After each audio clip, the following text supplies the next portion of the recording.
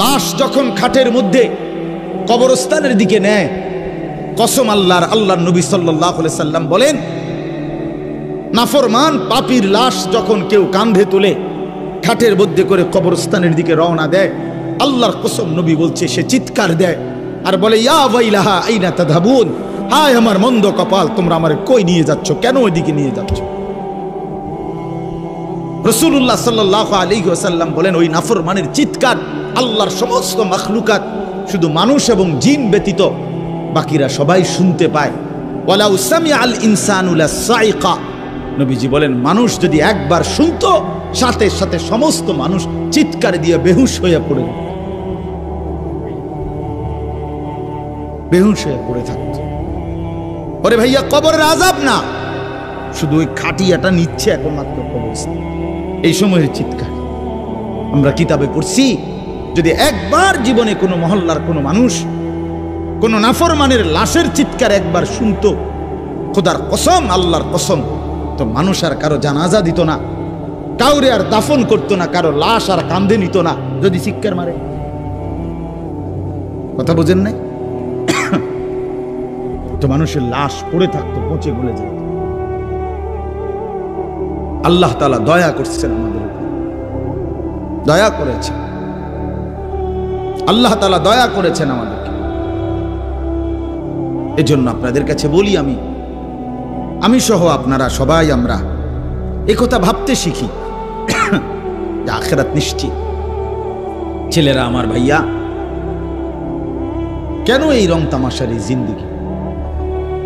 এক ওয়াক্ত নামাজ পড়তে চাও না, চুল থেকে নিয়ে পায়ের নখ পর্যন্ত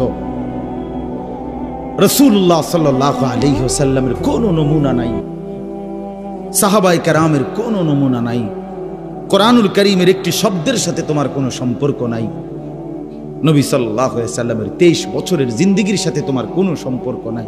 এ কেমন জিন্দেগি ভাইয়া? এ কেমন জিন্দেগি? মসজিদে এশার নামাজ চলতেছে, ওরা স্বেচ্ছাসেবকের কার্ড গায়ে দিয়া সবাই দাঁড়ায় আছে এখানে, তো তোমগো নামাজ কোন দিন?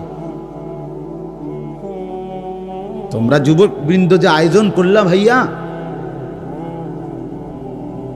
তো তোমাদের নামাজ কোন দিন হবে?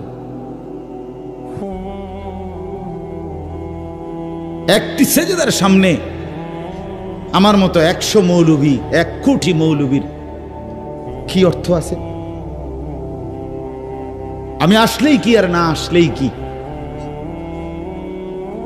কিন্তু এক সেজদা, আল্লাহর নবী সাল্লাল্লাহু আলাইহি সাল্লাম বলেন, লা সাজদাতুন ওয়াহিদাতুন খায়রুম মিনাদ দুনিয়া ওয়া মা ফিহা। একটি সেজদা, নবীজি বলেছেন, একটি সেজদা উম্মত দুনিয়া এবং দুনিয়ার মধ্যে যা আছে সবকিছুর চাইতে উৎকৃষ্ট। খায়ের, সেই সেজদাটা যার ছুটে গেছে সে কি পরিমাণ বদনসিব। আল্লাহর নবী সাল্লাল্লাহু আলাইহি ওয়াসাল্লাম বলেন, আকরাবু মা ইয়াকুনুল আবদু মির রাব্বিহি ওয়া হুয়া সাজিদ। নবীজি বলেন, বান্দা আল্লাহ তাআলার সবচেয়ে ঘনিষ্ঠ হয়, আল্লাহর কাছে যায় বান্দা সবচেয়ে বেশি যখন সে সেজদা করে। কি করে ভাইয়া? বলেন না, সেজদা করে। সেজদা করলে বান্দা আল্লাহর সবচেয়ে প্রিয় হয়। আর আরবিতে একটা নিয়ম আছে, আপনার কোন জিনিসের পক্ষ দেখে উল্টাটা বোঝা যায়, উল্টাটা দেখে বাওটা বোঝা যায়। তো আরাফুল আশিয়া বিল আদদাদ, তো এটার উল্টা যেটা, তো এটাও তো বোঝাই যায় যে আল্লাহ তাআলার সবচেয়ে ঘনিষ্ঠ হয় সেজদার দ্বারা, তো আল্লাহ তাআলার সবচেয়ে দূরে হয় সেজদা না করার। বান্দা আল্লাহ তাআলার কাছে সবচেয়ে ঘৃণিত হয় যখন সে সেজদা করে না। এই জন্য একটি সেজদা, একটি মাত্র সেজদা যার দ্বারা 1 রাকাত হয় না, 1 রাকাত নামাজ হওয়ার জন্য 2টা সেজদা লাগে। একটি সেজদা না করার কারণে কিতাবের কোনো বর্ণনা আছে, ইমাম কুরতুবী বলছেন 80,000 বছর ইবলিস আল্লাহর বন্দেগী করছে, তা 80,000 বছর ইবাদতের পরে গিয়েও একদিন একবার আল্লাহ তাআলার একটা হুকুম সেজদা, একটা সেজদা করে নাই, তো আল্লাহ তাআলা অনন্তকালের জন্য তাকে মরদুদ মালউন, শয়তান ইবলিস তারে রাজিম, অভিশপ্ত বানায় দিছে, অভিশপ্ত বানায় দিছে। আরে অপদার্থ সন্তান, এই নওজোয়ান, তুই কতগুলো সেজদা দেস নাই নাফরমান, তুই কত বড় শয়তান, কত বড় শয়তান বেটা, তুই ছোটখাটো শয়তান বেটা, তো ওই শয়তানের থেকে বড় শয়তান বেটা। ওই শয়তান তো একটা সেজদা করে নাই।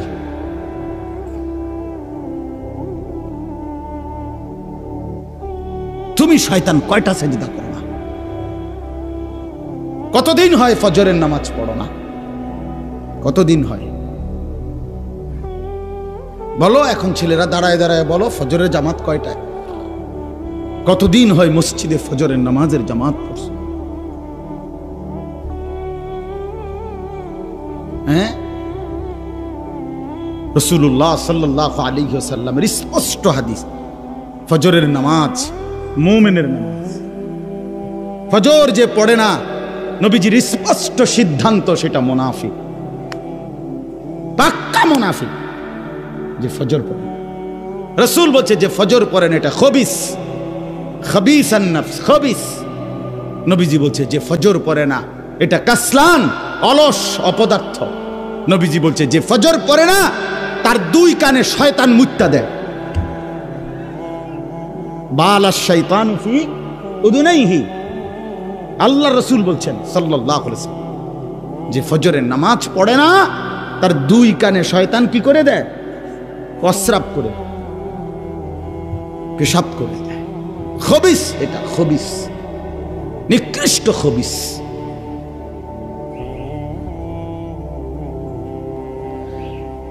মান কাসুরা সালাতুহু হাসুনা ওয়াজহুহু, নবীজি বলে যে নামাজ বেশি পড়ে আল্লাহ তাআলা তার চেহারা সৌন্দর্যময় করে।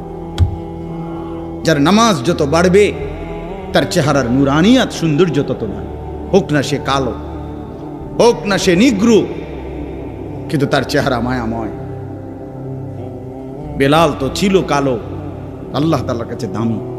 আবু লাহাব তো ছিল শুধু সুন্দর না, সুন্দরের আব্বা, সুন্দরের আব্বা। আবু লাহাব শব্দের অর্থ হইল সুন্দরের বাপ।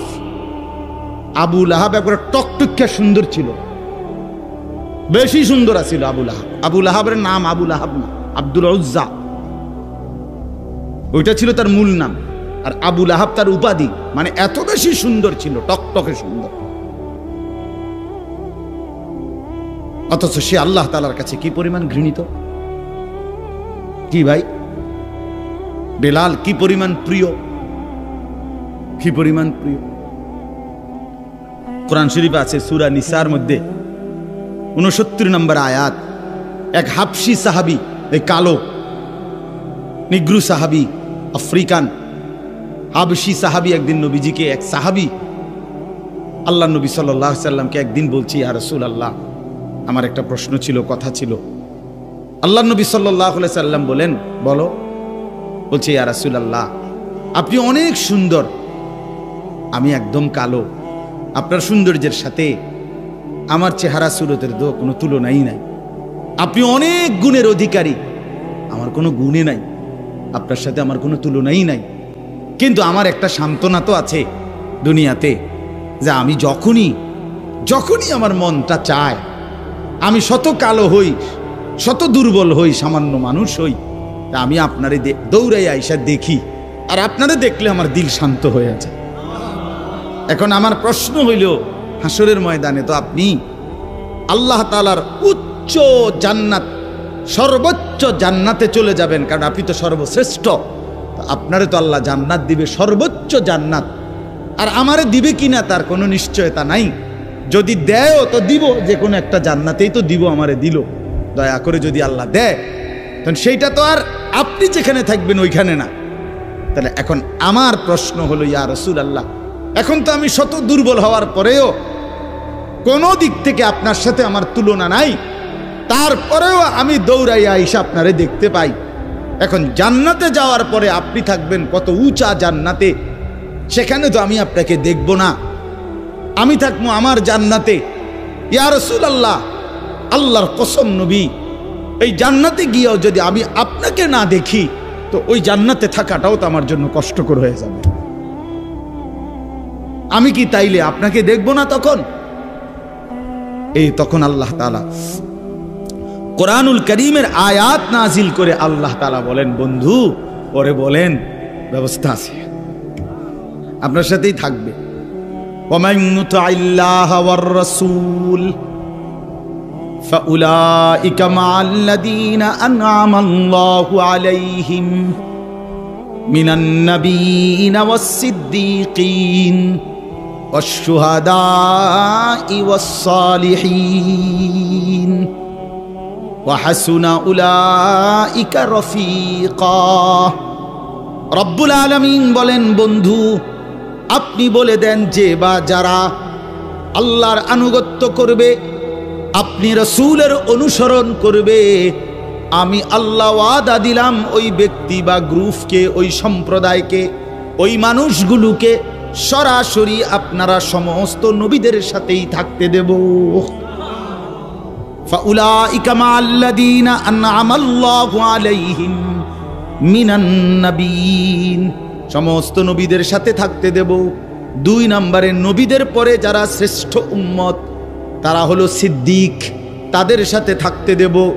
3 নম্বরে এরপরে সর্বশ্রেষ্ঠ যারা শহীদগণ তাদের সাথে থাকতে দেব। 4 নম্বরে যারা আমার সালিহিন, আমার সমস্ত হুকুম মাননেওয়ালা নেক বান্দা তাদের সাথেই থাকতে দেব। ওয়া হাসুনা উলাইকা রফিকা। আল্লাহ বলেন তখনই দেখবে সে কি উত্তম, কি চমৎকার বন্ধু পেল। প্রিয় ভাই আমার, বাবা আমার, পর্দার আড়ালের মা বোন আমার, এটা বোঝা উচিত। আজকে নওজোয়ান তোমরা বুঝতেছ না, কোনোটাই বুঝতেছ। কি এক নেশা আর কি এক মোহ, কিসের উপরে জিন্দেগি শেষ করে দিচ্ছ। না মায়ের সাথে কোনো বাঁধন আছে, না বাবার সাথে কোনো বন্ধন আছে, না উলামায়ে কেরামের সাথে কোনো বাঁধন আছে, না ইমাম সাহেবের সাথে কোনো সম্পর্ক আছে, না আল্লাহর সাথে, না রাসূলের সাথে, না কোরআনের সাথে, না ইসলামের সাথে। কিরে ভাইয়া, মুসলমানের ঘরে জন্ম নিয়া এক মুসলমান পবিত্র মায়ের 2টা বছর দুধ খাইয়া মুসলমানের অঞ্চলে মহল্লায় থাইকা এভাবে আল্লাহরে ভুলে গেলা কেন? আরে এটা কি? তুমি কি আফ্রিকার জঙ্গলে থাকো যে নামাজ চেনো না? তুমি কি হিমালয় পর্বতের চূড়ায় বড় হইছিলা যে তুমি এক ওয়াক্ত নামাজ দেখো নাই? চারিদিকে এত মসজিদ, চারিদিকে এত মাদ্রাসা, চারিদিকে উলামায়ে কেরাম, এরপরও এক ওয়াক্ত নামাজও যারা পড়ো না। আরে জানোয়ার, তুই এত বড় জানোয়ার হইলি কেমনে? তুই এত বড় হাইওয়ান কেমনে হইলি? তুই কোন মার দুধ খাইলি? মুসলমানের বাচ্চা কেমনে এত বড় জানোয়ার হয়? মুসলমানের বাচ্চা এত বড় গাদ্দার কেমনে হয়? মুসলমানের ঘরে জন্ম নিয়ে এত বড় গাদ্দার হয় কেমনে মিয়া? এটা কি ধরনের বাচ্চা? ওই এভাবে আল্লাহরে ভুলে গেল কেন? ওই এভাবে আখিরাত ভুলে গেল কেন? আহা ভাইয়া আমার, আখিরাত তো অনেকগুলো ঘাটি। 1 নম্বরে হচ্ছে জান কবজ হওয়া, মৃত্যু, এরপরে কবর, এরপরে হাসরের মাঠ, এরপরে মিজান, এরপরে ফুলসিরাত, এরপরে জান্নাত জাহান্নাম, এবং এক একটা হাজার হাজার বছরের লম্বা ঘাটি। বন্ধু আমার, শুধুমাত্র কসম আল্লাহর, কোন ব্যক্তি যদি বেঈমান, কাফের, মুশরিক, নাফরমান, পাপী জিন্দেগি নিয়া মৃত্যু পর্যন্ত পৌঁছে, খোদার কসম শুধু মৃত্যুর যন্ত্রণা, শুধু জান কবজের যন্ত্রণা, আল্লাহর কসম এটুকুই সহ্য করার ক্ষমতা তার থাকবে না। এই জান কবজের যন্ত্রণার সামনে তার 60 বছরের দুনিয়া যা ভোগ করছিল, মজা করছিল, 1 সেকেন্ডে ভুলে যাবে। আল্লাহ তাআলা প্রত্যেকটি মানুষকে ফিতরাত অর্থাৎ দিন মানার স্বভাবজাত যোগ্যতা দিয়েই আল্লাহ তাআলা তৈরি করেছেন, সৃষ্টি করেছেন। আমরা রুকু করতে পারবো বলেই, সেজদা করতে পারবো বলেই শরীরটাকে এভাবে সাজিয়েছে। গরু একদম সোজা হইতে পারে না, গাছ আবার উপর হইতে পারে না। আল্লাহ তাআলার এক এক সৃষ্টি এক এক অবস্থায় থাকে। তা আমরা দাঁড়াইতেও পারি, উপর হইতে পারি, বসতে পারি, শুইতে পারি। মূল উদ্দেশ্য হলো ইবাদতের জন্য, অর্থাৎ নামাজ পড়তে দাঁড়াইতেও হয়, রুকুর জন্য উপর হইতে হয়, আত্তাহিয়াতুর জন্য বসতে হয়, সেজদার জন্য শুইতে হয়, কপাল নামাইতে হয় জমিনের সাথে। তো যেটা করতে হয় ওইটার যোগ্যতাও আল্লাহ তাআলা শরীরের মধ্যে দিয়েছে। এমন একটা বিধানও নেই ইসলামী শরীয়তের, যার টাকা নাই তাকে যাকাত দিতে বলে নাই, যার টাকা নাই তাকে হজ করতে বলে নাই। তাইলে অযৌক্তিক, অবাস্তব একটা বিষয়, এমন একটা বিষয় ইসলাম চাপায় দেন, কারণ যেটা পারবে বান্দা আল্লাহ তাআলা সেই যোগ্যতা দিয়েছেন তার মধ্যে। ওই রকমই সমস্ত বিধান কোরআন এবং সুন্নাহর কোনো হুকুম আহকাম বান্দার জন্য অসম্ভব, অযৌক্তিক এমন নাই। এটা যদি কেউ মনে করে বলে সে বেঈমান, সে কাফের। সে যদি বলে যে এই জামানায় হুজুর সুদের লেনদেন ছাড়া বাঁচা সম্ভব না, তো মনে রাখতে হবে আপনি কাফের, আপনি বেঈমান, বেঈমান। এটা এখনকার জামানার পোলাফাইন এরম হইছে, এখনকার জামানার হেই হইছে, মানে গুনাহের সমস্ত কিছুকে পরাজিত সৈনিকের মতো, অক্ষম, অপদার্থ, দুর্বল মানুষের মতো, কমজোরের মতো মাইনা নিস, মাইনা নিস। কিছু করার নেই। ছেলেটা নামাজ পড়ে না, না হুজুর আমার কিছু করার নেই। মেয়েটা পর্দা করে না, না আমার কিছু করার নেই। স্ত্রী পর্দা করে না, নামাজ পড়ে না, না হুজুর আমার কিছু করার নেই। ওনার কিছু করার না, উনি ফেলাস্টি, উনি একটা ফালতু লোক, ওনার কিছু করার নেই। তাহলে এই যে অযৌক্তিক কথা, এটা সম্পূর্ণ অযৌক্তিক। আল্লাহ তাআলা মানুষকে সৃষ্টি করেছেন আল্লাহকে মানার যোগ্যতা দিয়ে, সৃষ্টি করেছেন যিনি, তিনিই বলছেন আমি ইবাদতের জন্য বানিয়েছি, আমার হুকুম মানার জন্য বানিয়েছি। তা আবার হুকুম মানার যোগ্যতাই নাই শরীরের মধ্যে, তো হুকুম মানার জন্য বানাইছি, তাহলে এটা কি হইতে পারে? এ তো তাকলিফ মা লা ইউতাকু, যেটার সামর্থ্য নাই সেটা তার উপরে চাপানো হলো। এমনটা আল্লাহ তাআলা করে না। আল্লাহ তাআলা জুলুম করতে পারে না। ইন্নাল্লাহা লা ইয়াযলিমু মিসকালা যাররা, নিশ্চয়ই আল্লাহ তাআলা এক যাররা জুলুম করে না।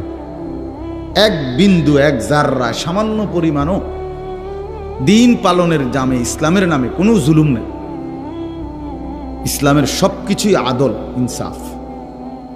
ইন্নাল্লাহা ইয়া'মুরু বিল আদল, আল্লাহ তাআলা বলছেন, আল্লাহ তাআলা আদেশ করছেন তোমাদের জন্যে প্রথম যেটা, সেটা হলো আদল, ইনসাফ, ন্যায়পরায়ণতা, সমতা।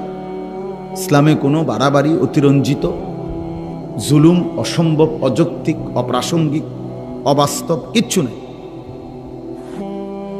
কিচ্ছু নেই। কোরআনুল কারীমের মধ্যে আছে ইউরিদুল্লাহু বিকুমুল ইউসরা ওয়ালা ইউরিদু বিকুমুল উসরা। আল্লাহ তাআলা বলেন, আল্লাহ চান তোমাদের জন্য সহজ করতে, আল্লাহ তাআলা মোটেই চান না তোমাদের উপরে কঠিন করতে। কোরআন শরীফের আয়াত। রাসূলুল্লাহ সাল্লাল্লাহু আলাইহি ওয়াসাল্লাম বলছে আদ-দীনু ইউসরুন, দিন সহজ, একদম সহজ। মেয়ের বিয়েও সহজই ছিল, ছেলের বিয়েও সহজ ছিল। আমরাই সমাজের লোক দেখানো বিভিন্ন প্রথা, বদরুসুম, সামাজিক বিভিন্ন কুসংস্কার একটা একটা করে বিবাহ শাদীর মধ্যে ঢুকাইতে ঢুকাইতে এটারে 10 লাখ টাকায় নিয়ে গেছে। এটা 50,000 টাকার খরচও ছিল না, এটারে আপনি নিয়ে গেছেন 10 লাখ টাকা। এটার এত বেশি পরিমাণ আনুষ্ঠানিকতা এটার মধ্যে যোগ দিছে, শেষ পর্যন্ত যার যেটা ভাল লাগে সে এখন তাই করছে। মুসলমানের একটি বিয়ের মধ্যে আপনি সব খুঁজে পাবেন, কিন্তু মুসলমানের চিহ্ন কোনটা সেটা খুঁজে পাবেন।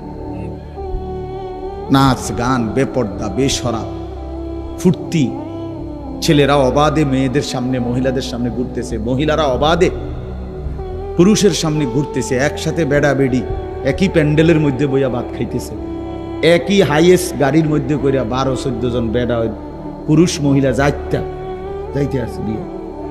বাহ, কোথায় দিন, কোথায় শরীয়ত, কোথায় আখেরাত? কিচ্ছুর খবর নেই। জিন্দিগি মানেই তো হলো ভাতের থালা, জীবন মানেই তো খানা, জীবন মানেই তো রূপ যৌবন উপভোগ করা, খালাস। এজন্য বললাম, আল্লাহ নবী সাল্লাল্লাহু আলাইহি ওয়াসাল্লাম বলেন, প্রতিটি মানব সন্তান আল্লাহকে মানার, ইসলামকে মানার যোগ্যতা নিয়েই ভূমিষ্ঠ। ফাআবাওয়াহু ইউহাব্বিদানিহি আও ইউনাসসিরানিহি আও ইউমাজ্জিসানিহি। অতঃপর নবী সাল্লাল্লাহু আলাইহি ওয়াসাল্লাম বলেন, অতঃপর ওই সন্তানের মা বাবা, পরিষ্কার হাদিস, মা বাবা সন্তানটিকে, বাচ্চাটাকে ইহুদি বানিয়ে দেয়, খ্রিস্টান বানিয়ে দেয়, অথবা অগ্নিপূজক বেঈমান বানিয়ে। 7 বছরের বাচ্চা, 6 বছরের বাচ্চা ঘরের মধ্যে বসে রঙিন টেলিভিশন দেখে রাত দিন, নাচ গান, কার্টুন, গেমস। তো এই তত বড় টেলিভিশন, এটা কি এই বাচ্চাটাই কান্ধে করে আনছে? ঠিক না? কথা বলেন না কেন? এই বাচ্চাটাই তো ঘরে আনছে। এটা কে আনছে? অভিভাবক। ঘরওয়ালা কি? অভিভাবক। তাহলে ওই জালেমে তো বাচ্চাটাকে নষ্ট করে দেবে। নিজের মুখে বিড়ি, কথায় কথায় গালি দেয়। এই বেটায় ছেলেটারে কফলা ফুত মানুষ কি মানুষ হইতো? বেটা তোর মতো মানুষ হইতো? বিড়ি খাবেন না, কথায় কথায় গাইলেন না, বলে কি বললেন আপনি? এটা আপনি সন্তানকে দেখাইলেন কি? মুখে বললেন কি? মহিলা নিজেই পুকুরের পাড়ে খোলামেলা গোসল করে। এই মহিলা তার মেয়েকে কিভাবে দিন শিখাবে, মানুষ করবে কিভাবে? মহিলা নিজেই বেপর্দা চলে। এই মহিলা তার মেয়েকে কিভাবে ভদ্র বানাবে, আখলাক শিখাবে কিভাবে, যার নিজের মধ্যে কোনো আখলাক নাই, যার নিজের মধ্যে কোনো দিন নাই। এই জন্য বললাম, এতটা পিচ্ছি বাচ্চা আপনি দেখেন তো, এই বাচ্চার হাতে মোবাইল দিয়ে দিছে, নিশ্চয়ই তার কোনো অভিভাবক দিছে। এটা বাচ্চা মানুষ, ও বাচ্চা মানুষ তো কান্দে। কান্দলে কি? কান্দলে কি মানুষ মরে যায়? কথা বলেন না কেন? কান্দলে মরে যায় মানুষ। তো কান্দলে কি হয়েছে? সমস্যা কি? কানতে কানতে ঘুমাই যাব, কানতে কানতে থাইমে যাব। কতক্ষণ কাঁদবে? 18 ঘন্টা, 24 ঘন্টা কাঁদবে সে, তার শরীরে বল পড়ে যাবে না? কতক্ষণ কাঁদবে? আহা, আস্তে আস্তে ঠিক হয়ে যাবে। হুজুর, বাচ্চা মানুষ আস্তে আস্তে ঠিক হয়ে যাবে মানে এখন বাদ দিয়ে লাইছে। আমি সব সময় বলি, ফেলে রাখলে লোহাও মাটি হয়ে যায়। তাহলে ফেলে রাখলে কোনো জিনিস আস্তে আস্তে ঠিক হয় না, নষ্ট হয়। কোনো জিনিস ফেলে রাখলে ঝংকার ধরে, কোনো জিনিস ফেলে রাখলে নষ্ট হয়ে যায়। বাচ্চাটাকে ছেড়ে দিলে, ফেলে রাখলে নিজে আস্তে আস্তে ঠিক হয়ে যাবে। আস্তে আস্তে ঠিক হবে না, আস্তে আস্তে অসভ্য বেয়াদব হবে, আস্তে আস্তে চরিত্রহীন হবে।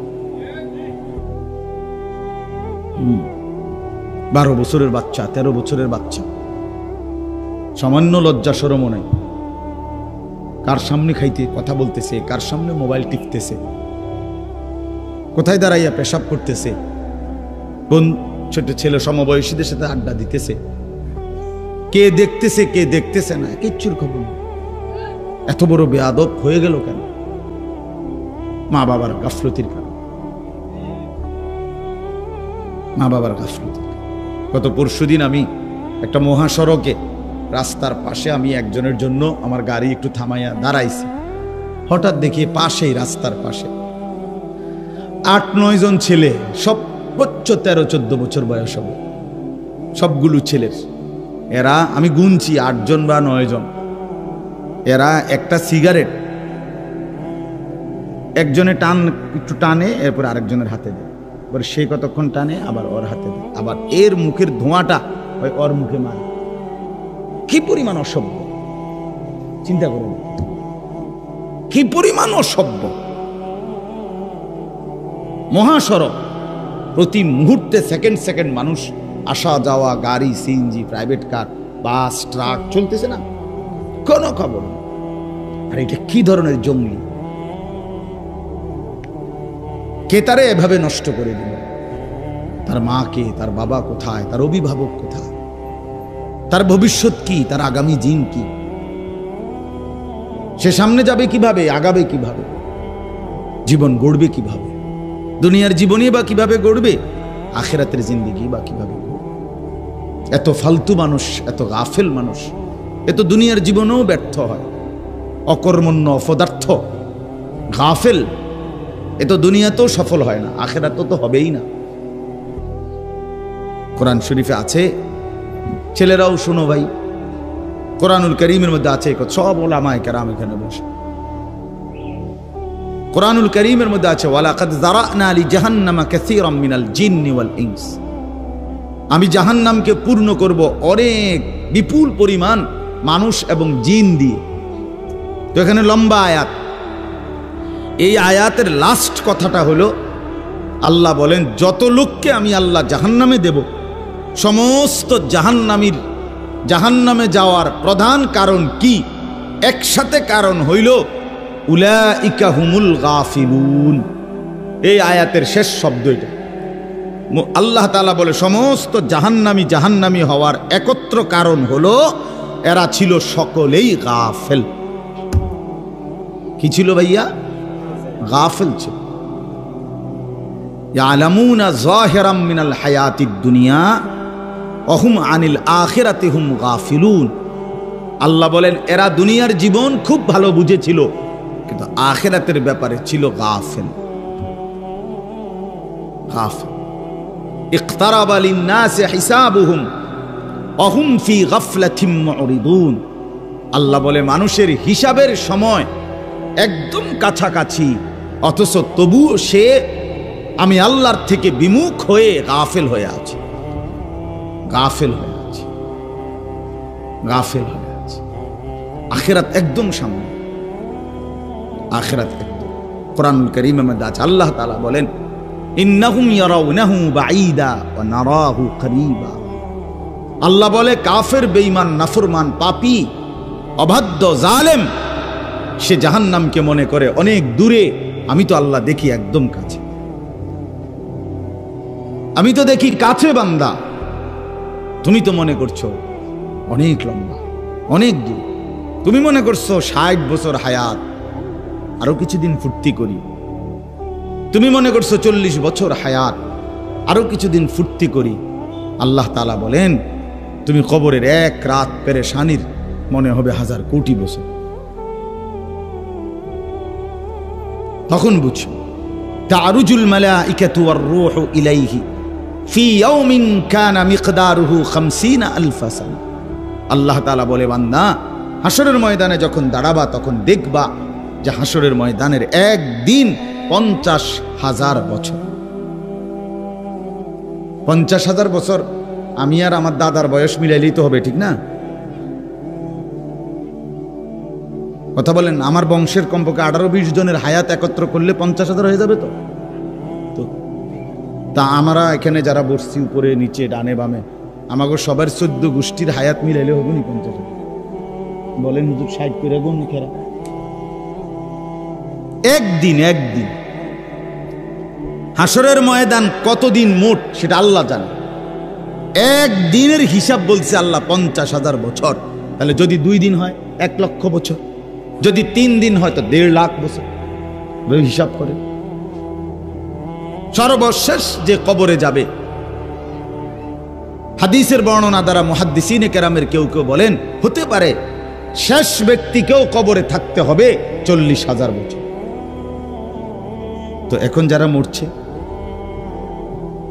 আরো 1400 বছর আগে যারা মারা গেছে, ইব্রাহিম আলাইহিস সালামের জামানায় যারা মারা গেছে, নূহ আলাইহিস সালামের জামানায় যারা মারা গেছে, তারা ভাইয়া আজকে কত হাজার বছর কবরে পড়ে আছে।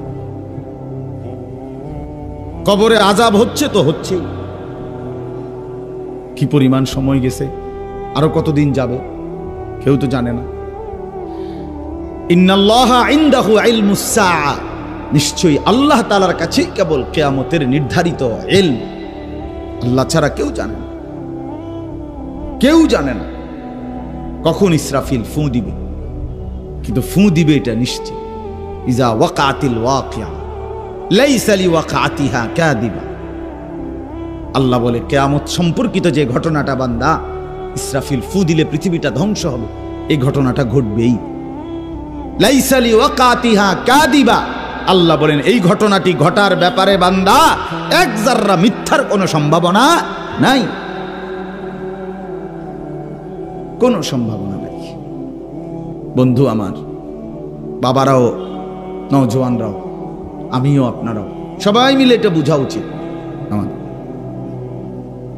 আমাদের জীবনের সবচেয়ে বড় জিন্দেগি সৌন্দর্যের, জীবনটা সুন্দর হওয়া, উত্তম হওয়া, জীবনটা কাজে লাগা, এক্ষেত্রে একটা জিনিস গুরুত্বপূর্ণ।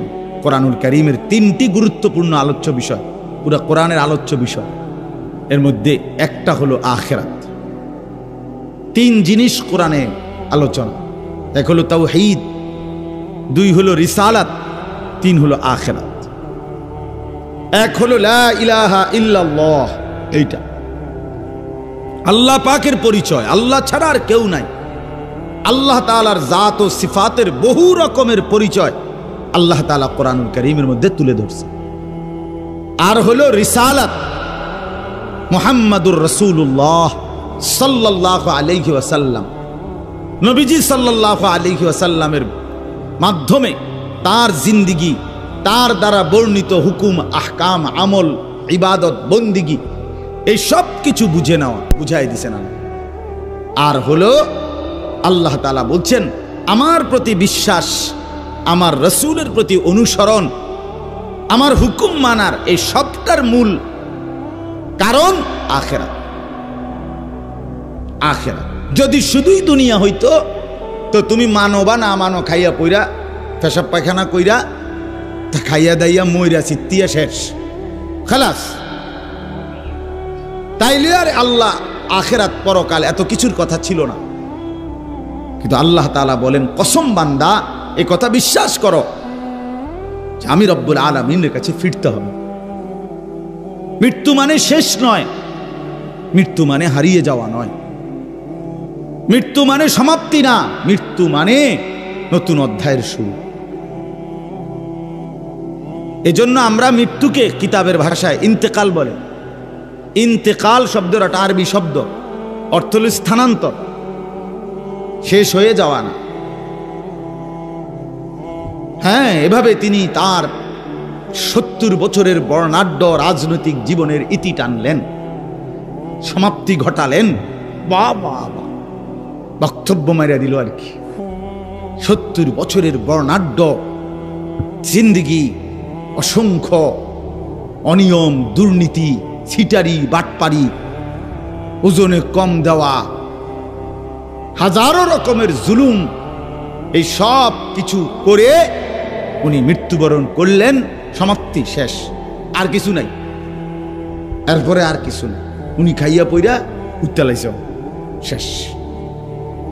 এ তো বেঈমানের কথা। এ কার কথা? ইন হিয়া ইল্লা হায়াতুনা দুনিয়া নামুতু ওয়া নাহইয়া ওয়া মা ইউহলিকুনা ইল্লা দাহর। আল্লাহ বলে সমস্ত কাফেরের কথা হলো জীবন কেবল দুনিয়াটাই, এখানেই কেউ মরে কেউ বাঁচে, এটাই জিন্দেগি। এখানে কেউ বাইচা থাকলো, কেউ মরে গেল, যা হইল ভালো মন্দ, লাভ লোকসান, হাসি আনন্দ ফুর্তি, এটা শুধুই দুনিয়া, শুধুই দুনিয়া। আল্লাহ বলেন সরাসরি কোরআনে এটা কাফেরের কথা, বেঈমানের কথা, বেঈমানের কথা। এজন্য ছেলেরা আমার, তোমরা যারা বুঝে ফেলছো জীবন মানে নারী, ছবি, নাচ, গান, উলঙ্গ দৃশ্য, মোবাইল, সিনেমা, নাটক, মদ, জুয়া, ফেন্সিডিল, বাবা, ইয়াবা, বন্ধুদের আড্ডা, তো তুমি বেঈমানের বুঝ বুঝছো, ইমানদারের বুঝ বুঝো নাই। তুমি মুসলমানের ঘরে জন্ম নিয়ে তুমি প্রকৃত বুঝ পাও নাই, তুমি বঞ্চিত, তুমি মাহরুম, তুমি দুর্ভাগা, তুমি বদনসিব, তুমি মন্দ কপাল।